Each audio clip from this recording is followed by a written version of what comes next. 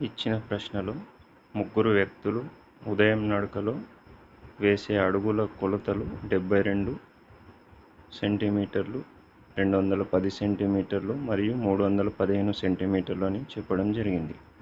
ఇప్పుడు వీరు ప్రతి ఒక్కరూ పూర్తి అడుగులతో ఒకే దూరాన్ని పూర్తి చేయాలంటే నడవాల్సిన కనీస దూరం అని ఇక్కడ అడిగారు. సో కనీస దూరం అంటే మనం ఏం చేయాలి? కనిష్ట సామాన్య గుణిజం అంటే కాసాగు చేయాలని అర్థం. సో ఇప్పుడు మనం ఈ 3 కొలతల యొక్క కాసాగును చేద్దాం. సో 72, 210, 315.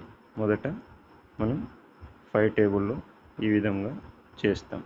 తర్వాత 7 టేబుల్లో, 3 టేబుల్లో, 2 టేబుల్లో ఈ విధంగా చేసిన తర్వాత ఇక్కడ మిగిలిన ఈ ఏవైతే విలువలు ఉన్నాయో